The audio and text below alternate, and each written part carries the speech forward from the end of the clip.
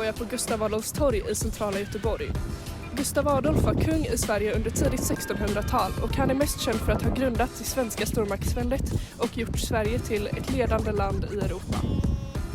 År 1621 stod han här, pekade och sa här ska staden ligga. Ja, enligt myten i alla fall. Då lades grunden för den här staden med Nordens största hamn och hem för många framgångsrika industrier. Men vad är det som egentligen är så speciellt med den här staden? Vad gör Göteborg till Göteborg? Följ med så tar vi reda på det. Den första platsen vi ska besöka är Nya Ullevi, multiarenan som är Sveriges största. Arenan, som invigdes 1958, kan idag rymma 75 000 åskådare och används till både sport och musik. Här ska vi träffa Madeleine, det kanske största Håkan Hellström-fanet i vår generation. Håkan har Ullevis publikrekord på 71 977 konsertbesökare och spelade under sommaren 2022 4 spelningar på Ullevi. Och Madeleine var på plats för alla 4.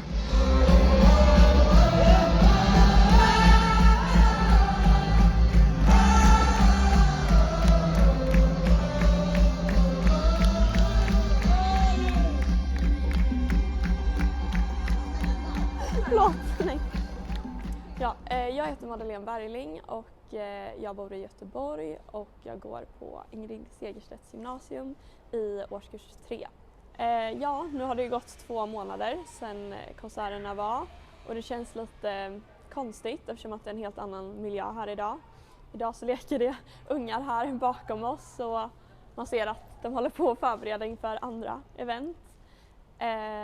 Men ja, det känns ändå väldigt fint. Jag gillar Ullevi mycket. Jag tycker om den här arenan. Många fina artister har varit här och många fina artister kommer komma hit. Men alltså, det känns väl lite annorlunda att vara här eftersom att jag minns Ullevi så som när Håkan har varit här och liksom hela den miljön. Mina bästa minnen från konserterna är nog då när Håkan gick på scenen och också lite några sekunder innan.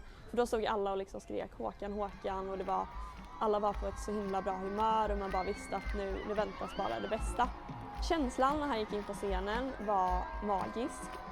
Det var någonting som jag hade sett fram emot jättelänge och det bara pirrades i hela kroppen. Jag var jätteglad men sen så var man också så här, fick man glädjetårar och det kändes bara väldigt, väldigt bra och det kändes som att alltså starten på konserten var redan bra för att det var en av mina favoritlåtar som han inledde med. Så det var väldigt magiskt och fint. Alla drömmar är fyllda.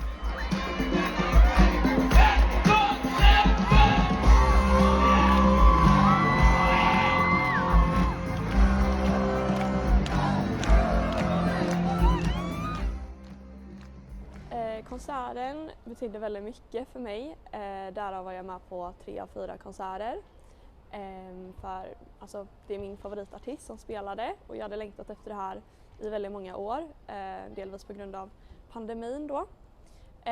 Och jag träffade väldigt fina människor och vi hade väldigt fin gemenskap under dessa dagar. Innan konserten så tältade vi uppe på Bergakungens tak. Jag och en av mina bästa vänner och det gjorde vi mest för att vi ville få en bra plats men också för att vi ville känna en gemenskap med de andra som körde. Liksom som en Håkan feberbubbla-kö. Och ja, så vi hängde mycket på Bergakungens tak. Jag gick i skolan på dagarna men sen så var det viktigt då att man sov i tältet på nätterna för att hålla kvar sin plats. Jag fångades väldigt mycket av hans sångtexter. För jag gillar lite så här djupa texter som kan handla om livet och om kärlek och framförallt då hans låttexter som beskriver miljön i Göteborg väldigt fint. Och det var första gången som jag fick se Håkan spela live. Så det är väl just därför det betyder mycket för mig.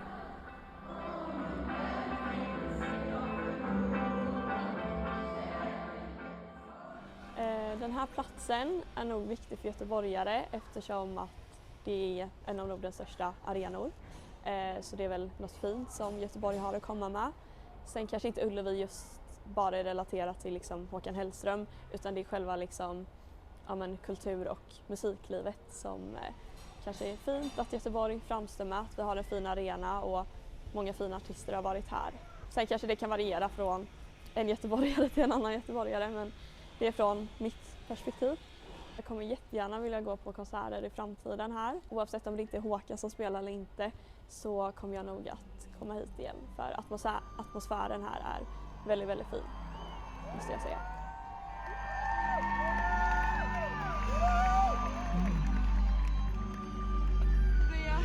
Hur känns det? Göteborgsoperans jag vet Blås bakom nu, kom igen.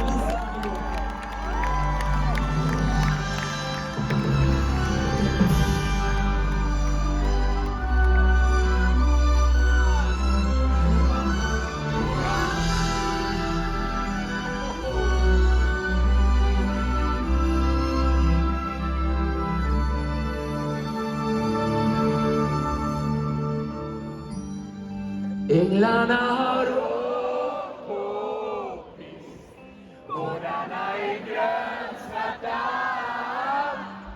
och i Azalea kan man inte vara kär. Där är det så svårt att allt gör igång.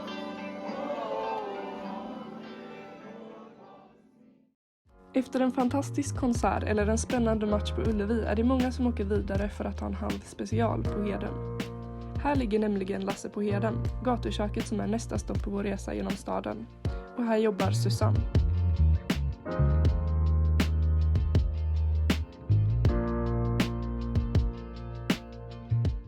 Jag är 24 år gammal, heter Susanne, bor i Göteborg, född och uppvuxen i Göteborg.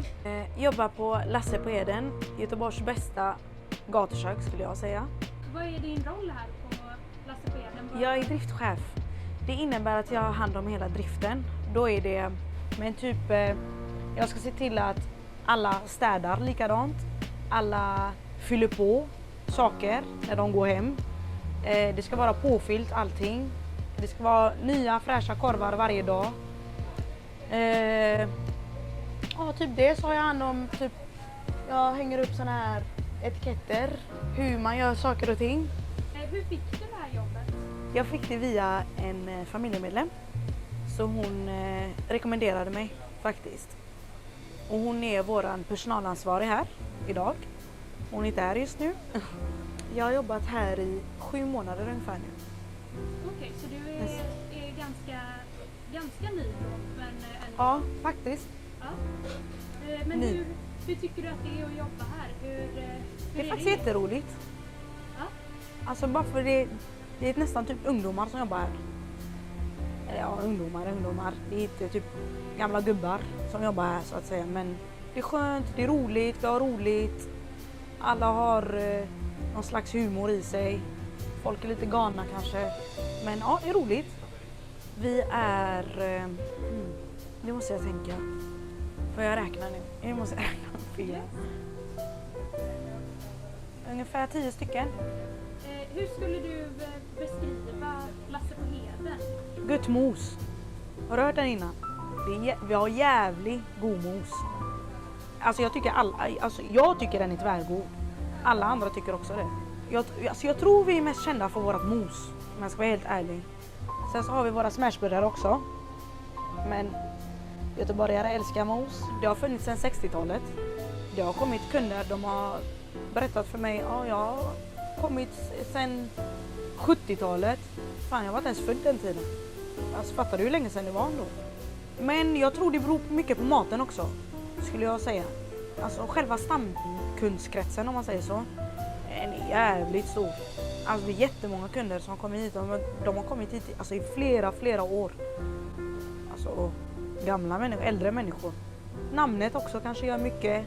Det kanske är att den ligger mitt i stan också som gör mycket. Den är ganska central. Hur kom namnet? Vem är Lasse? Ja du. Lasse var en god gubbe. Nej, jag skojar. Men skämt åsido.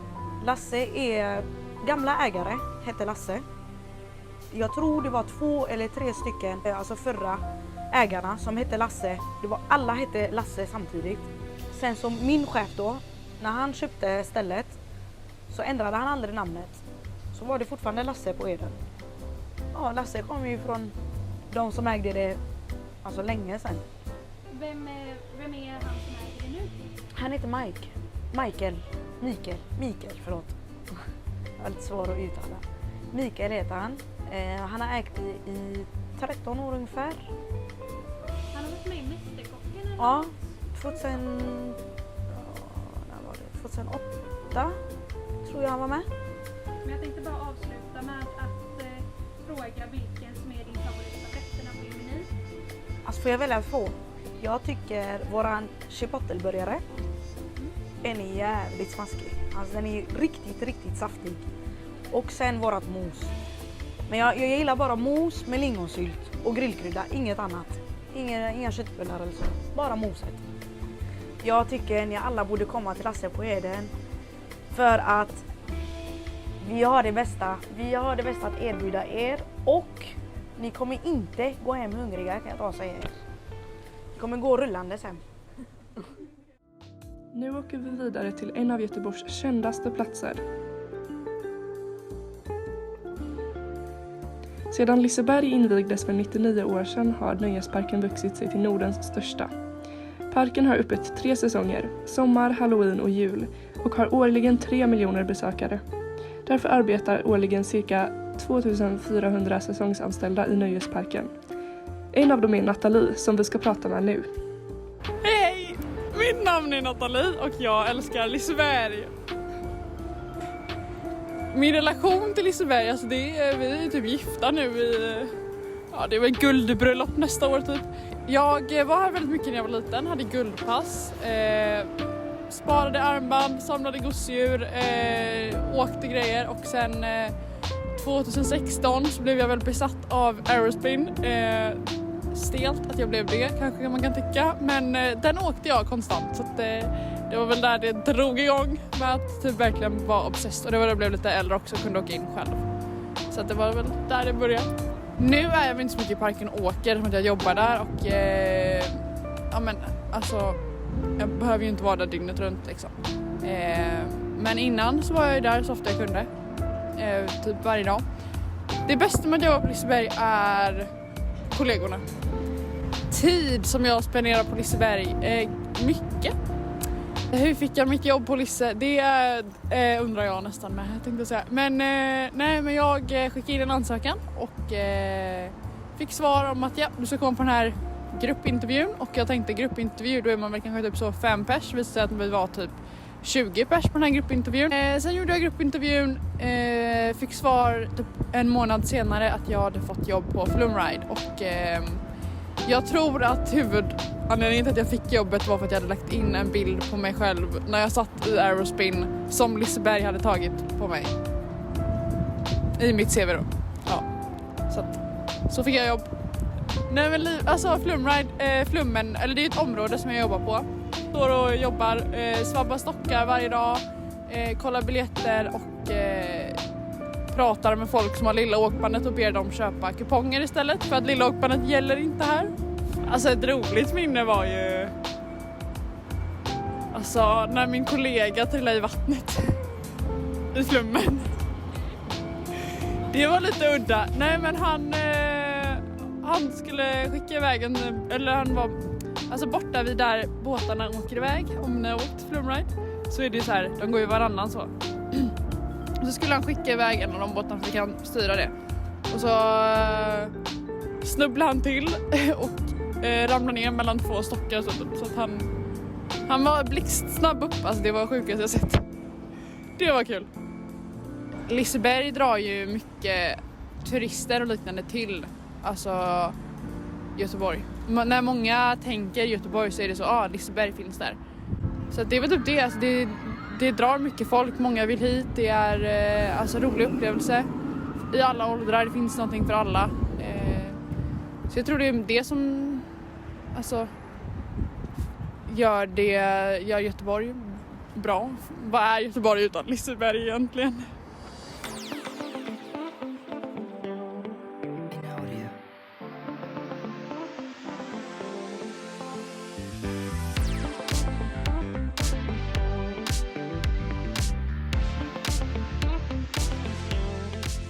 En annan viktig del av Göteborg är skärgården, som vi nu ska besöka. Vi har tidigare nämnt att Göteborg sedan den första hamnen grävdes ut på 1600-talet har vuxit till en hamnstad med Nordens största hamn. Idag används hamnen flitigt till såväl handel som av Göteborgs båtägare. En av alla de som njuter av att åka båt på Göteborgs skärgård på sommaren är Karl. Honom ska vi prata med nu. Okej, hej, jag heter Karl och jag går på Donnegymnasiet. Jag är 18 år. Jag bor ju ganska nära havet och det bästa med det skulle jag säga är på somrarna att man bara kan ta cykeln ner och köra ut till Saltholmen eller Fiskebäck eller något annat ställe och bara bada eller gå på klipporna och kolla på folket. Det är så mycket människor som kommer hit från hela staden och att bo ganska nära, det är lyx liksom. Så kan man visa folk runt, det är ändå hit alla åker om de vill bada i havet, så det är lyx att vara nära. Så jag var liten har min familj alltid åkt ut i skärgården på somrarna, så jag har många liknande minnen från olika år, men ett av de bästa är kanske när vi var på en ö som heter Alvö och hittade labyrinter i sten och gjorde egna labyrinter där. Det är en tradition på den ön som många har tagit efter. Och så.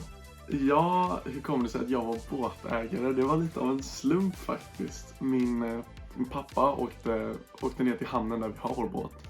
Och så stod det en mycket mindre segelbåt vid kanten av vägen där det stod till salu. Och så tog pappa en bild på den och skickade till mig och bara, ska du inte köpa den här? Och jag övervägde lite och så blev det mer som ett impulsköp kanske. Det var inte världens dyraste inköp, men jag köpte den och rustade upp den och köpte en liten motor. Så nu är jag en båtägare och har varit ute och kört lite för mig själv och med kompisar och med Iris. Med min egen båt har jag åkt till en ö som heter Stora Lyngskär som ligger lite söder om Göteborg. Och det är väldigt trevligt där. Det är ofta fullt med småbåtar, dagsbåtar. Och ibland är det väl några som sover över där. Men det är en väldigt trevlig ö. Men över hela kusten finns det jättemånga små guldkorn. Stora kommersiella öar med hamnar och allt möjligt. Och stora hamnar i fastlandet.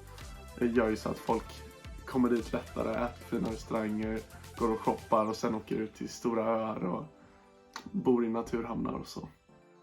Havet är jätteviktigt för mig.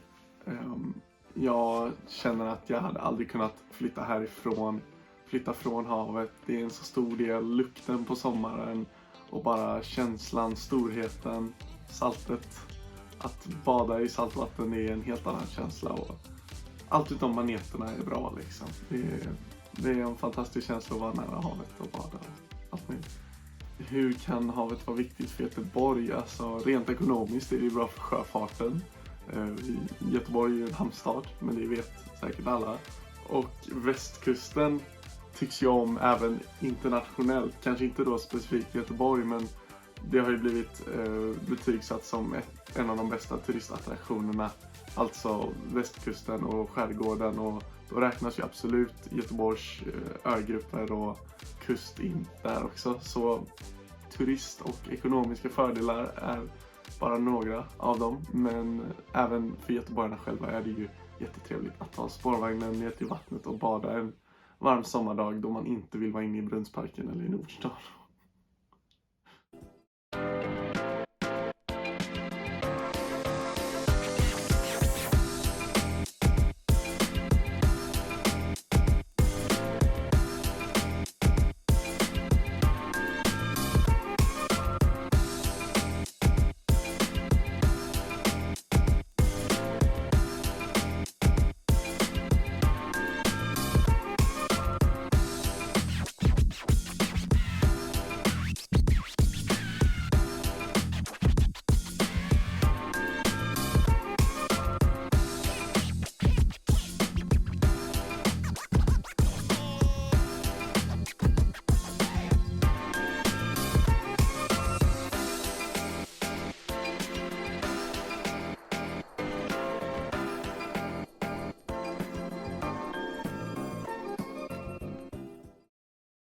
Nu står jag här på den sista platsen vi ska besöka, Läppstiftet. Och på grund av sin speciella form har det blivit en utmärkande plats i staden Göteborg. Just nu befinner jag mig på utkiksplatsen 86 meter över marken och kolla vilken vacker utsikt.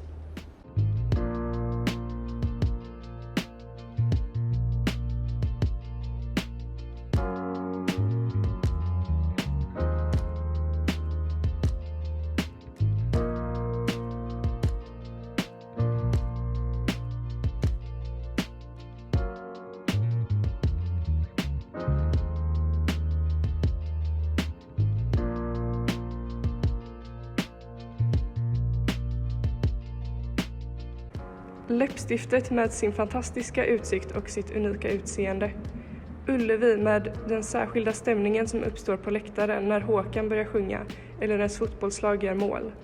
Lasse på Heden med gött mos. Liseberg med sina hisnande åkattraktioner som får en att känna sig som ett barn igen. Skärgården med sina sommardagar i båten. Så många speciella platser, så många minnen som skapats där. Så många göteborgare som det betyder någonting alldeles särskilt för. Och då har vi bara nämnt ett fåtal av alla platser som finns i den här staden. Säkert sitter det nu någon göteborgare och tänker att vi glömde Feskekyrkan eller Poseidonstatyn på Avenyn. Eller någon annan plats som är speciell för just den personen. För det är alla dessa platser, stora som små, som gör staden speciell. Tillsammans är det vad som gör Göteborg till Göteborg. Det är platserna som utgör staden.